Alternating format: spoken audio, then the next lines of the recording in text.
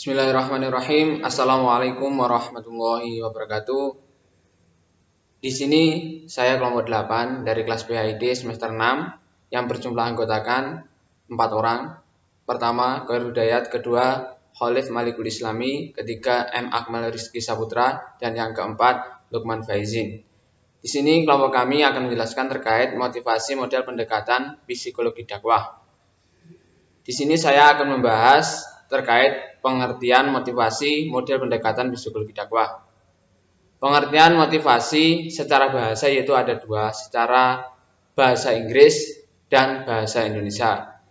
Motivasi dalam bahasa Inggris merupakan akar kata dari bahasa Latin yaitu movor yang berarti gerak atau dorongan untuk bergerak.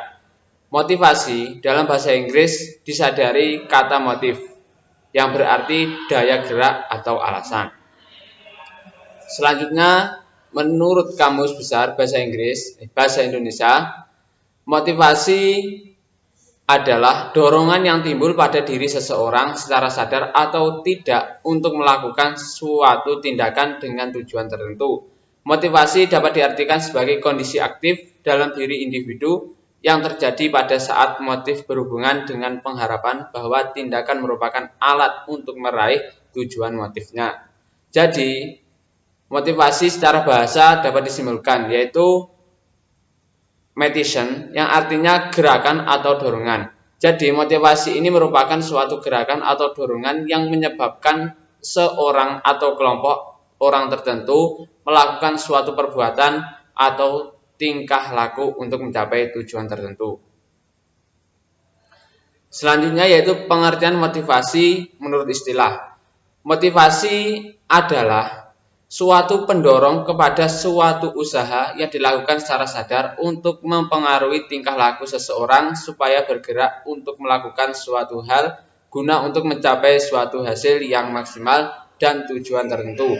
Pada dasarnya, motivasi ini mengandung terdiri dari beberapa komponen, yaitu menggerakkan, mengarahkan, dan menopang tingkah laku manusia. Jadi, motivasi secara istilah itu dapat kita simpulkan yaitu motivasi adalah keadaan dalam diri individu untuk melakukan aktivitas-aktivitas tertentu guna mencapai suatu tujuan. Tiap aktivitas yang dilakukan itu mendorong oleh energi dari dalam diri individu. Motivasi akan tampak pada tingkah laku yang menjadikan seseorang giat dalam suatu tindakan untuk mencapai keinginan yang dikehendaki. Hal ini berkaitan dengan motivasi dalam dakwah, yaitu motif, yang melatar belakangi seorang dai dalam melakukan dakwahnya dengan tujuan atau maksud untuk mengajak manusia dengan cara bijaksana dan jalan yang benar sesuai perintah Allah untuk mencapai kemaslahatan dan kebahagiaan dunia dan akhirat. Selanjutnya, pengertian motivasi dakwah. Motivasi dakwah menurut dalam bahasa Al-Quran, dakwah terambil dari kata da'a yad'u dakwatan yang artinya memiliki kesamaan makna dengan kata al-nida yang berarti menyatu atau memanggil. Jadi, motivasi dakwah secara bahasa adalah menyatu atau memanggil pada gerakan suatu tingkah laku. Selanjutnya, motivasi dakwah menurut istilah. Dakwah merupakan suatu seruan atau ajakan manusia kepada kebaikan dan petunjuk Allah Subhanahu wa taala untuk melakukan apa yang diperintahkan Allah Subhanahu wa taala dan menjauhi semua larangannya, serta menyeru umat manusia untuk melakukan kebiasaan yang baik dan melarang mereka dari kebiasaan yang buruk guna mendapatkan keberuntungan di dunia dan di akhirat. Jadi, motivasi psikologi dakwah secara istilah dapat disimpulkan yaitu merupakan suatu seruan atau ajakan manusia kepada kebaikan dan petunjuk Allah Subhanahu wa taala dan mendorong seseorang dengan pengetahuan yang mendalam dengan tujuan agar mencapai tujuan dan sasaran yang tepat sesuai yang diperintahkan Allah Subhanahu wa taala dan sebagaimana yang dicontohkan oleh Kanjeng Nabi Muhammad SAW. Selanjutnya akan dilanjutkan oleh teman saya. Klasifikasi motivasi. Yang pertama, jenis motivasi secara umum. Dr. Gerungan, diplomatik psikologi, menyatakan bahwa motif dapat diklasifikasikan dalam hal-hal berikut ini. Yang pertama, motif tunggal dan motif bergabung. Motif tunggal berarti hanya satu macam, sedangkan motif bergabung berarti terdiri dari lebih dari satu macam motif. Motif biogenesis dan motif sosiogenesis. Motif biogenis yaitu motif yang berkembang pada diri orang dan berasal dari organismenya sebagai makhluk biologis, dan motif-motif yang berasal dari lingkungan kebudayaan. Motif ini asli dari seseorang dan kurang terikat pada norma atau lingkungan masyarakat. Sedangkan motif sosiogenis adalah motif-motif yang dipelajari orang dan berasal dari lingkungan kebudayaan. Tetapi perlu diketahui bahwa motif sosiogenis ini juga erat kaitannya dengan motif biogenis.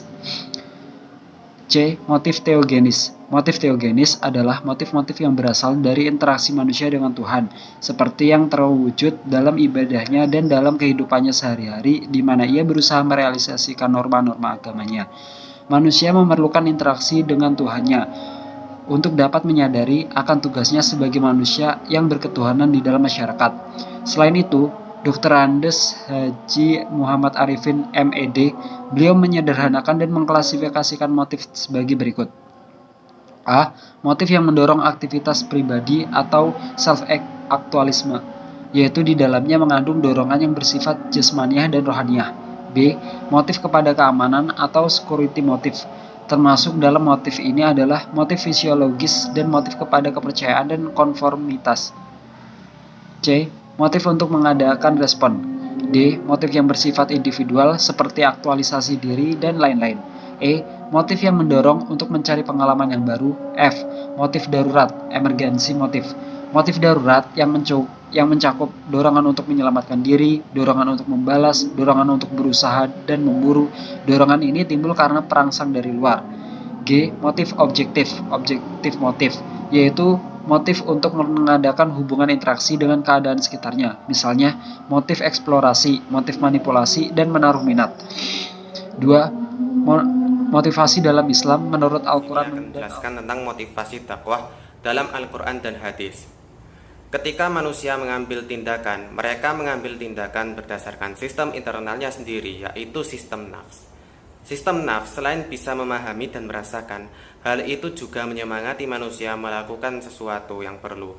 Jika dorongan untuk perilaku atau motivasi sudah dimulai bekerja secara efektif pada seorang, lalu dia mengatur seseorang dan mendorongnya menjauh melakukan sesuatu. Dalam sistem nafs, dalam pengertian yang dimiliki manusia, motivasi melekat tren dan potensi yang dapat diterapkan secara universal, meskipun setiap orang memiliki keunikan itu sendiri. Dalam sistem nafs, ada juga naluri atau ada kecenderungan tertentu. Beberapa penggerak nafs diimplementasikan, beberapa belum terrealisasi. Tanda-tanda penggerak tingkah laku manusia, motivasi dalam sistem nafs.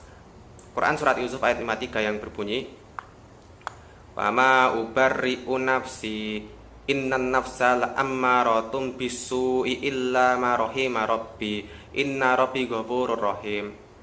Yang artinya, aku tidak menyatakan diriku bebas dari kesalahan, karena sungguhnya nafsu itu selalu mendorong kepada kejahatan kecuali nafsu yang diberi rahmat oleh Tuhanku. Sungguhnya Tuhanku Maha Pengampun lagi Maha Penyayang. Ayat di atas dengan jelas menunjukkan bahwa ada sesuatu di dalam sistem nafs, dengan demikian mendorong manusia menuju perilaku jahat. Dalam ayat lain berbunyi, "Wa iz qala rabbuka lil malaikati inni ja'ilun fil ardi khalifah qalu ataj'alu fiha ma yufsidu fiha wa yasfiku dima wa nahnu nusabbihu bihamdika wa nuqaddisu lak qala inni a'lamu ma la ta'lamun." Yang artinya, ingatlah ketika Tuhanmu berfirman kepada para malaikat, "Aku hendak menjadikan khalifah di bumi." Mereka berkata, "Apakah engkau hendak menjadikan orang yang merusak dan menumpahkan darah di sana? Sedangkan kami bertasbih memujimu dan menyucikan namamu." Dia berfirman, "Sungguhnya aku mengetahui apa yang tidak kamu ketahui." Dalam ayat di atas, malaikat menyiratkan bahwa pada dasarnya dia adalah manusia, ada naluri yang rusak. Meski menyandang gelar khalifah di bumi, manusia memiliki dorongan jahat yang dapat mendorong mereka untuk melakukan tindakan yang merusak dan berdarah. Selain itu, surat An-Nas menyiratkan motivasi perilaku manusia disebut was-was. Bismillahirrahmanirrahim. Qul a'udzu birabbin nas, malikin nas, ilahin nas, min syarril waswasil khannas, allazi waswisu fi sudurin nas, minal jinnati wan nas. Katakanlah Nabi Muhammad, aku berlindung kepada Tuhan manusia, Raja manusia, sembahan manusia, dari kejahatan setan pembisik yang bersembunyi, yang membisikkan kejahatan ke dalam dada manusia, dari golongan jin dan manusia. Dari perspektif nafs, was-was adalah rangsangan baru untuk bergerak dari dalam manusia, memiliki motif alami untuk melarikan diri atau sebagai motivasi untuk mendorong orang melakukan sesuatu aktivitas dan kejahatan negatif. Motif psikis. Motivasi psikis mengacu pada dorongan yang tidak dapat langsung dikaitkan dengan kondisi fisik. Dorongan ini merupakan hasil interaksi antara dorongan-dorongan tersebut dengan berbagai pengalaman pribadi dan faktor pertumbuhan sosial. Beberapa motivasi psikologis yang bisa dicek antara lain: motif sendiri, memiliki dorongan psikologis yang mencakup pembelajaran manusia dalam proses sosialisasi. Harta dan permata adalah permata dunia, dan kehidupan dunia adalah permainan. Mendorong cara jahat untuk melakukan manusia tersesat. Apalagi dalam konteks Al-Quran itu sendiri, tidak mengherankan jika ada hedonisme dalam kehidupan sekuler ini. Dalam hadis Sunan Abu Dawud berbunyi, telah menceritakan kepada kami Sa'id bin Mansur, telah menceritakan kepada kami Abdul Aziz bin Abu Hazim dari ayahnya, dari Sahal bin Sa'd, dan dari Nabi SAW. Beliau bersabda, demi Allah, sekiranya Allah memberi petunjuk kepada seorang laki-laki melalui perantaramu, maka itu lebih baik bagimu dari unta merah. Motif bermusuhan. Kita bahkan sering menjumpai perilaku kita sendiri. Perilaku kita adalah perilaku kita atau perilaku lain yang memusuhi orang lain dengan tujuan untuk menyakitinya secara verbal atau fisik. Rasulullah SAW bersabda, siapa yang mencontohkan perbuatan baik dalam Islam lalu perbuatannya itu setelahnya dicontoh orang lain, maka akan dicatat untuknya pahala seperti pahala orang yang mencontohnya tanpa dikurangi sedikit pun pahala mereka yang mencontohnya. Dan barang siapa mencontohkan perbuatan buruk lalu perbuatan itu dilakukan oleh orang lain, maka akan ditulis baginya dosa seperti dosa orang yang menirunya tanpa mengurangi mereka yang menirunya. Motif bersaing. Motif bersaing adalah mendorong individu untuk mencapai tujuannya melalui persaingan untuk memperoleh hasil yang lebih baik dari orang lain. Dari Abu Hurairah radhiyallahu anhu, ia berkata bahwasanya Rasulullah SAW bersabda, bersegeralah kamu sekalian melakukan amal-amal kebaikan sebelum kedatangan 7 perkara. 1. Tidaklah kamu menanti selain masa kemiskinan yang dilupakan orang. 2. Masa kecukupan yang membuat kamu lalim. 3. Masa sakit yang dapat merusak segalanya. 4. Masa tua yang menimbulkan penyesalan. 5. Mati mendadak. 6. Dajjal, pembohong. Maka sungguhnya ia adalah makhluk jahat yang ditunggu-tunggu. Atau 7. Hari kiamat. Maka sungguhnya hari itu amat mengerikan dan amat getir. Hadis riwayat Ahmad dan Tirmizi. Motif beragama. Kekuatan pendorong agama adalah kombinasi kekuatan alam dan perkembangan agama, terutama karena pengaruh lingkungan. Dalam hadis riwayat Bukhari Muslim disebutkan, setiap anak yang dilahirkan menurut fitrahnya orang tuanya yang menyebabkan ia menjadi Yahudi, Nasrani, dan Majusi. Dalam pandangan Muhammad As'ad, ketiga formulasi agama ini sangat dikenal pada zaman Nabi adalah mereka yang dikontraskan dengan disposisi alami yang terdapat dalam kognisi instinktif pada Tuhan dan penyerahan diri Islam kepadanya. Terma orang tua di sini memiliki makna yang lebih luas, yaitu pengaruh sosial, social influencer atau lingkungan, environment. Menjelaskan tentang bagian saya, yaitu teknik atau peran psikologi dakwah dalam Al-Quran dan hadis. Di sini peran motivasi psikologi dakwah dalam Al-Quran dan hadis yaitu sebagai suatu daya batin atau dorongan. Pada motivasi ini terkandung suatu dorongan dominasi yang mendasari tingkah laku individual manusia. Tingkah laku yang bermotivasi yakni tingkah laku yang dilatar belakangi oleh motif. Dalam motivasi setidaknya ada dua hal yang mendasari timbulnya motivasi, yakni kebutuhan yang berupa dorongan, seruan, dan kualitas, serta tujuan atau goal yang berupa kebahagiaan, ketenangan, kedamaian. Dari kedua hal ini yang nantinya akan melatar belakangi segala tingkah laku manusia dalam segala hal. Sebagai contoh, orang yang ingin makan nasi, sesuatu yang mendorongnya adalah lapar. Dengan begitu tujuannya ialah ketenangan karena merasakan kenyang.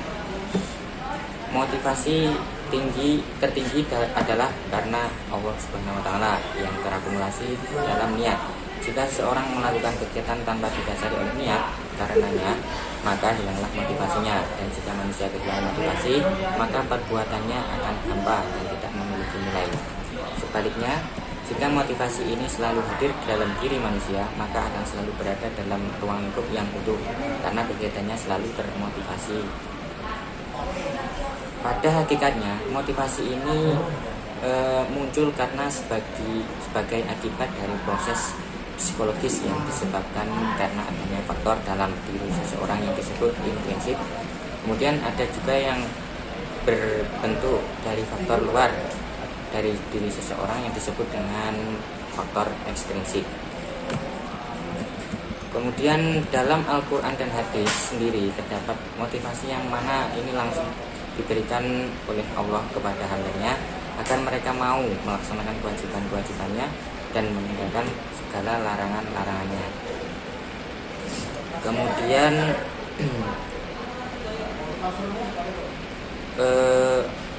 terdapat 3 motivasi yang diberikan oleh Allah Subhanahu wa Ta'ala kepada hambanya yang mau beriman dan bertakwa. Di sini yang pertama yaitu Allah Subhanahu wa Ta'ala memotivasi hambanya dengan janji dan ancaman, di mana dalam membangkitkan dorongan untuk menerima Islam dalam Al-Quran tidak hanya menakut-nakuti manusia dengan azab yaitu berupa neraka jahanam, namun di saat yang sama Al-Quran juga memberikan sebuah imbalan kenikmatan yaitu kebahagiaan berupa surga. Sebab jika hanya dengan penggunaan rasa takut dan ancaman saja, maka akan membawa hasil bahwa umat akan trauma untuk mendekat pada Islam.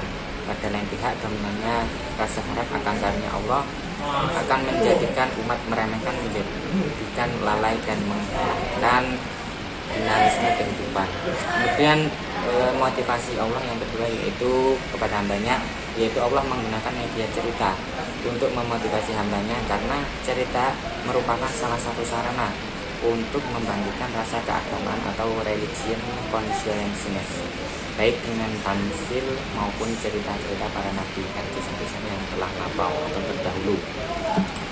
Karena secara naluri setiap manusia ada sense of curiosity atau rasa ingin tahu, maka dengan cerita ini Al-Quran berusaha menanamkan akidah, teladan atau hukum yang hendak diajarkan kepada manusia. Untuk menanamkan keimanan sendiri, maka Al-Quran mengetengahkan kisah Ashabul Kahfi, dan yang ketiga yaitu motivasi yang diberikan oleh Allah SWT, yakni dengan menunjukkan peristiwa-peristiwa penting dalam kehidupannya. Karena dengan peristiwa tersebut ia dapat mengambil pelajaran dan hikmahnya. Al-Quran pun memanfaatkan peristiwa penting sebagai sarana pengajar kepada kaum muslimin. Dengan memanfaatkan peristiwa penting sebagai sarana pengajar kepada kaum muslimin, misalnya pada perang Hunain, ketika itu kaum muslimin begitu terkesan akan banyak dan kuatnya tentara mereka. Mereka pun begitu yakin kemenangan di tangan mereka atas orang kafir, dan mereka pun lupa akan kekuasaan Allah. Dengan adanya peristiwa tersebut, Allah berusaha menunjukkan bahwa banyaknya orang itu suatu kuantitas nantinya tidak menjamin sebuah kemenangan kepada kaum